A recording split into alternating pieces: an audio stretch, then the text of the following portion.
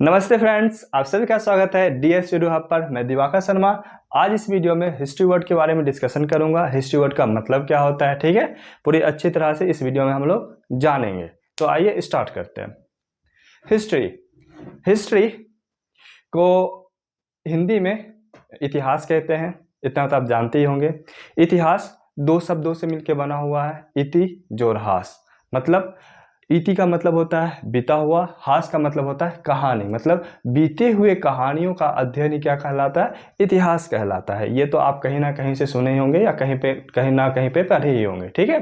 और यदि इंग्लिश में बात करें तो history is the study of past events. Okay, history क्या है, पास्ट इवेंट के स्टडी को ही हम लोग क्या कहते हैं, हिस्ट्री कहते हैं। ये इंग्लिश में आपने कहीं ना कहीं पढ़ा होगा। लेकिन बट ब्रॉडर मीनिंग की बात करें, हिस्ट्री का ब्रॉडर मीनिंग क्या होता है, एग्जैक्ट हिस्ट्री का मीनिंग क्या होता है, तो हिस्ट्री एक ऐसा ग्रंथ है, एक ऐसा टेक्स्ट है जो हमें हमारे अतीत में हुए घटनाओं के बारे में बताता है, हमें हमारे पास्ट में हुए इवेंट के बारे में बताता है, पास्ट में हुए इवेंट के बारे में नॉलेज देता है, इंफॉर्मेशन देता है, और पास्ट में हुए उन इवेंट के बारे में नॉलेज देता है, उस इवेंट के बारे में बताता है जो निश्चित रूप से हुआ है, ठीक है। यदि कोई भी इवेंट निश्चित रूप से हुआ है, डेफिनेटली हुआ है, उसे तभी हम बोलेंगे निश्चित रूप से हुआ है जब उसके होने का हमारे पास क्या प्रेजेंस हो, सबूत प्रेजेंस हो, साक्ष्य प्रेजेंस हो, एविडेंस प्रेजेंस हो, तभी हम बोलेंगे कि कोई भी इवेंट जो है डेफिनेटली रूप से हुआ है, ठीक है। तो हिस्ट्री एक ऐसा टेक्स्ट है, एक ऐसा ग्रंथ है जो हमें हमारे अतीत में हुए घटनाओं के बारे में बताता है, और अतीत में हुए उन घटनाओं के बारे में बताता है जो निश्चित रूप से हुआ है और जिसके होने का हमारे पास कुछ ना कुछ साक्ष्य प्रेजेंस है, कुछ ना कुछ प्रूफ प्रेजेंस है। समझ में आ रहा होगा यहाँ तक। तो यहाँ से हम लोग ये बोल सकते हैं कि जितने भी सारे हिस्टोरिकल इवेंट है, ठीक है, सारा का सारा पास्ट इवेंट है, ठीक है। लेकिन जितने भी सारे पास्ट इवेंट है उसे हम लोग हिस्ट्री में इंक्लूड नहीं करेंगे, क्योंकि उसके होने का, पास्ट इवेंट का होने का, यदि कोई कुछ बोलता है कि ये पास्ट इवेंट है, ये है, वो है, तो उसके होने का हमारे पास क्या होना चाहिए, सबूत होना चाहिए। यदि नहीं है तो हम उसे हिस्ट्री में इंक्लूड नहीं करेंगे, ठीक है। और हिस्ट्री की बात करें, हिस्ट्री जैसे कि मैंने बताया, हिस्ट्री एक ऐसा ग्रंथ है जो हमें हमारे अतीत में हुए, हमें हमारे पास्ट में हुए घटनाओं के बारे में बताता है, और पास्ट में हुए उन घटनाओं के बारे में बताता है जो निश्चित रूप से हुआ है और डेफिनेटली हुआ है, ठीक है। और यदि हम निश्चित रूप से होने की बात करें तो हिस्ट्री में हम सिर्फ उसी इवेंट के बारे में पढ़ते हैं, उसी पास्ट इवेंट के बारे में पढ़ते हैं जो हमारे लाइफ में कुछ वैल्यूएट करता है, या जो हमारे सोसाइटी के लिए इम्पोर्टेंट है, हमारे लिए इम्पोर्टेंट है। यदि ऐसे हम किसी भी इवेंट को पढ़ना स्टार्ट कर दे, किसी भी इंसिडेंट को पढ़ना स्टार्ट कर दे तो हमारे लिए हिस्ट्री में पढ़ने के लिए बहुत सारे इवेंट हो जाएंगे, ठीक है। उतना हम लोग, मतलब हिस्ट्री फिर बहुत बड़ा हो जाएगा, कुछ समझ में नहीं आए क्या पढ़ना है, नहीं पढ़ना है, ठीक है। इसलिए जो हमारे लाइफ में वैल्यू एड करता है, हमारे लिए इंपॉर्टेंट हो, हमारे सोसाइटी के लिए इंपॉर्टेंट हो, सिर्फ उन्हीं सब इंसिडेंट को, उन्हीं इवेंट को हम लोग हिस्ट्री में पढ़ते हैं, ठीक है। तो history is a text which gives us और tells us about only those events which definitely had taken place, which definitely had occurred, and we have some source of those event. Okay, तो अब आगे बढ़ते हैं। यहाँ तक उम्मीद करता हूँ कि आपको हिस्ट्री का डिफिनीशन, हिस्ट्री का क्या मीनिंग होता है, ये समझ में आ गया होगा, ठीक है। अब आगे बढ़ते हैं, हिस्ट्री वर्ड के बारे में जानते हैं, ठीक है। हिस्ट्री वर्ड, ठीक है, हिस्ट्री वर्ड का मतलब क्या होता है, कहाँ से लिया गया है, ठीक है, इसका मीनिंग क्या होता है, इसके बारे में हम लोग पूरी तरह से डिटेल में जानते हैं, ठीक है। यदि हिस्ट्री की बात करें तो हिस्ट्री एक ग्रीक वर्ड है। कौन सा वर्ड है, ग्रीक वर्ड। ग्रीक क्या है, ग्रीक कंट्री है, यूरोप का एक कंट्री है, ओके। हिस्ट्री क्या है, एक ग्रीक वर्ड से बना हुआ है। वो ग्रीक वर्ड कौन सा है, हिस्टोरिया। कौन सा वर्ड है, हिस्टोरिया, ठीक है। ग्रीक मतलब हिस्ट्री जो है ग्रीक के वर्ड हिस्टोरिया से बना हुआ है, मतलब हिस्ट्री जो है हिस्टोरिया वर्ड से इवॉल्व हुआ है, ओके। अब ग्रीक में हिस्टोरिया वर्ड का मीनिंग क्या होता है ये समझते हैं, ठीक है। ग्रीक में हिस्टोरिया वर्ड का मीनिंग होता है नॉलेज गेदर फ्रॉम एक्सकवेशन, ठीक है। खुदाई करके जो कुछ भी हमें नॉलेज मिला है, जो कुछ भी इंफॉर्मेशन मिला है, उसी को हम लोग ग्रीक में क्या बोलते हैं, हिस्टोरिया बोलते हैं, ठीक है। और इसी हिस्टोरिया वर्ड से क्या बना है, हिस्ट्री बना है, ठीक है। हिस्टोरिया वर्ड से ही हिस्ट्री का इवॉल्व, मतलब हिस्टोरिया वर्ड से हिस्ट्री इवॉल्व हुआ है, ठीक है। अब आगे बढ़ते हैं, ठीक है। अब ग्रीक के ही एक पर्सन थे, कौन थे?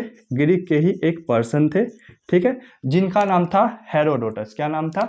हेरोडोटस। ग्रीक का ही एक पर्सन थे जिनका नाम था हेरोडोटस। इनके द्वारा एक बुक लिखा गया था, ओके। इनके द्वारा एक बुक लिखा गया था जिस बुक का नाम था Historica, okay. Historica, Historia Greek word है।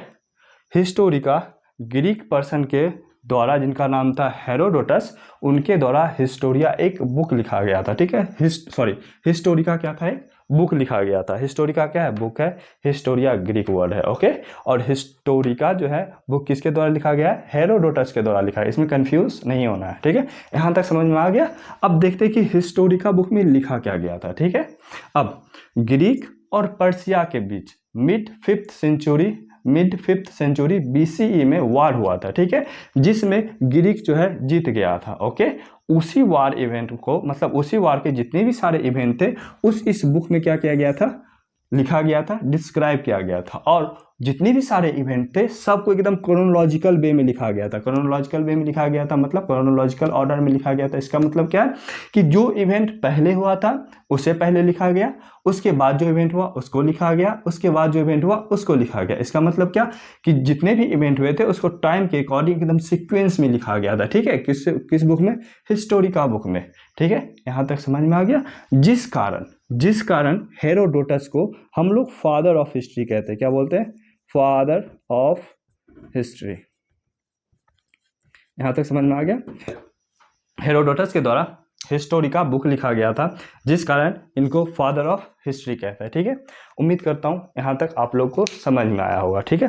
जैसे कि मैंने बोला, हिस्ट्री एक ऐसा टेक्स्ट है जो हमें हमारे अतीत में हुए घटनाओं के बारे में बताता है, नॉलेज देता है। ये सब तो डिफिनेशन हो गया बहुत बड़ा, ठीक है। लेकिन एक इजीएस्ट वे और इजी डिफिनेशन की बात करें तो दूसरा डिफिनेशन हम ये भी बोल सकते हैं, history is the story with messages. मतलब हिस्ट्री जो है हमें मैसेज के थ्रू, हिस्ट्री जो हमें स्टोरी के थ्रू बहुत सारा मैसेज देने की कोशिश करता है, ठीक है। इजीएस्ट डिफिनेशन, अभी तो मैंने बहुत सारा उतना बड़ा बड़ा डिफिनेशन हो गया, ठीक है। और दूसरा डिफिनेशन की बात करें, एकदम इजी वे में डिफिनेशन, सिंपल डिफिनेशन की बात करें तो history is the story with messages. मतलब हिस्ट्री जो है स्टोरी के थ्रू हमें मैसेज देने की कोशिश करता है, ठीक है। और ये मैसेज का क्या ऑब्जेक्टिव है, मैसेज हमें क्या सिखाने की कोशिश करता है, ठीक है। मैसेज का मीनिंग क्या है, ये सब क्या करते हैं हम लोग समझने की कोशिश करते हैं, ठीक है। जैसे कि हम लोग भारत में रहते हैं, भारत में देखें तो स्टोरी टेलिंग, स्टोरी सुनना, स्टोरी कहना, ये तो हमारा कल्चर का पार्ट है। भारत का क्या है? इंटेग्रल पार्ट है, ठीक है। तो क्या है, हम लोग को अच्छा भी लगता है स्टोरी सुनना, स्टोरी कहना भी अच्छा लगता है। जिस कारण से इंडिया में देखा जाए तो फिलॉसफी का जो है ना, फिलॉसफी को जो है स्टोरी के रूप में टर्न कर दिया गया। क्या कर दिया? फिलॉसफी को स्टोरी में टर्न कर दिया। मतलब जितने भी फिलॉसफी वाली बातें होते हैं उनको स्टोरी में हम लोग क्या करते हैं? कन्वर्ट कर दिया गया है। जिस कारण से यहाँ के लोगों को फिलॉसफर भी कहा जाता है, क्योंकि वे सभी स्टोरी जानते हैं और अपनी बातों को किसी के सामने स्टोरी के रूप में रखते हैं। क्या वो कहना चाहते हैं स्टोरी के रूप में बताते हैं। किसी को कुछ समझाना है, किसी को कुछ ज्ञान देना है, कुछ भी बोलना है तो स्टोरी के रूप में बोलते हैं, जिस कारण उन्हें फिलॉसफर भी कहा जाता है। ये सब आपको तो पता ही होगा, ठीक है। अब देखिए इसका एग्जाम्पल एक देख लेते हैं। जैसे कि आप सभी तो अशोका को जानते ही होंगे, ठीक है। अशोका के द्वारा एक धम्म पॉलिसी दिया गया था, ठीक है। अशोका कौन था? एक इंडियन सब कॉन्टिनेंट का रूलर था, ठीक है। अशोका इंडियन सब कॉन्टिनेंट का रूलर था।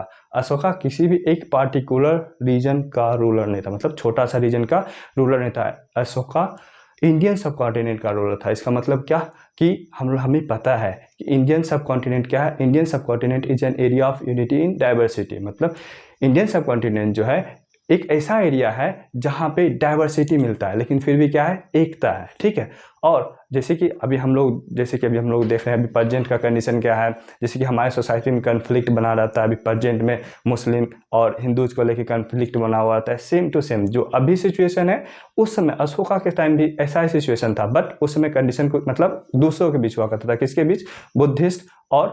बुद्धिस्ट और ब्राह्मण्स के बीच उस समय क्या था, कन्फ्लिक्ट बना। जिस तरह से अभी सोसाइटी में अभी कॉन्फ्लिक्ट बना हुआ, सेम टू सेम उस समय भी कॉन्फ्लिक्ट बना हुआ। यही सब तो हमें सीखने को मिलता है कि जो अभी कंडीशन है उस समय भी यही कंडीशन था, जिस कारण से। और अशोका ये बहुत उस समय किसके किसके बीच का मतलब कॉन्फ्लिक्ट बना हुआ रहता था, बुद्धिस्ट और ब्राह्मण्स के बीच, ठीक है। और अशोका ये बहुत अच्छी तरह से बात जानता था कि यदि किसी फैमिली में टेंशन हो या किसी सोसाइटी के बीच टेंशन हो, ठीक है, तो ये जो है ब्लॉकेज के रूप में काम करता है, ये ऑब्स्टेकल के रूप में काम करता है किसी भी कंट्री के ग्रोथ और प्रोग्रेस में, ठीक है। जिस कारण से अशोका जो है अपना धम्म पॉलिसी लेकर आया था, ठीक है। उस धम्म पॉलिसी का एक कोर प्रिंसिपल था जिसको हम लोग बोलते हैं सार वृद्धि, ओके। उस अशोका के धम्म पॉलिसी का एक कोर प्रिंसिपल था जिसको हम लोग क्या बोलते हैं, सार वृद्धि, ठीक है। सार वृद्धि में अशोका कहा था कि जितने भी इंडिविजुअल हैं, all it is the duty of all individual to know the basic principle of all religion, okay. जितने सारे रिलीजन हैं सभी के बेसिक प्रिंसिपल को जानना क्या है, जितने भी सारे इंडिविजुअल हैं उनका क्या है, कर्तव्य है। समझ में आ रहा है। और जब हम सभी जितने भी सारे धर्म हैं सबके बेसिक प्रिंसिपल को जानेंगे तो हमें ये समझ में आएगा कि सारा धर्म क्या है, सेम है। सारा धर्म का प्रीचिंग क्या है, सेम है। थोड़ा बहुत डिफरेंसेस है, बट वो कुछ खास लेवल पे है नहीं, बस हम लोग इंटरप्रेट उसको गलत ढंग से कर लेते हैं, जिस कारण प्रॉब्लम हो जाता है, ठीक है। जब हम सभी धर्म को जानेंगे तो हम समझेंगे कि हमारे बीच क्या है, ज़्यादा डिफरेंसेस नहीं है, जिस कारण से क्या होगा, कन्फ्लिक्ट नहीं होगा। जब कन्फ्लिक्ट नहीं होगा तो कंट्री प्रोग्रेस करेगा, अल्टीमेट हमारा ग्रोथ होगा, ठीक है। ये एक एग्जाम्पल था जो अशोका के द्वारा दिया गया था धम्म पॉलिसी के सार वृद्धि में, ठीक है। यहाँ तक उम्मीद करता हूँ कि आप लोगों को समझ में आ रहा होगा, ठीक है। यही सब इस क्लास का मतलब इस लेक्चर में मैं यही बताना चाहता था कि एग्जैक्ट हिस्ट्री का मतलब क्या होता है, जो आपने जाना, एग्जैक्ट जान लिया, टेक्स्ट क्या होता है, फिर हिस्ट्री क्या होता है। History is the story with messages, ये सब जो हम लोग जान लिए। उम्मीद करता हूँ कि ये वीडियो आपको अच्छा लगा होगा, कुछ इन्फॉर्मेशन इससे मिला होगा, ठीक है। यदि आपको वीडियो अच्छा लगा तो लाइक जरूर कर दे, यदि सब्सक्राइब नहीं किया तो हमारे चैनल को सब्सक्राइब भी जरूर कर दे, और अपने दोस्तों को और जिन्हें आप जानते हैं उन्हें इस वीडियो को जरूर शेयर करें, ताकि वो भी एग्जैक्ट मीनिंग हिस्ट्री का क्या होता है वो भी जान सके, ठीक है। और हमारे साथ यहाँ तक बने रहने के लिए बहुत बहुत धन्यवाद। अंत में मैं यही बोलूँगा कि आप अपना व्यक्तित्व कुछ इस तरह से विकसित करें कि आपके साथ महिलाएं सम्मानित और सुरक्षित फील करें। बहुत बहुत धन्यवाद।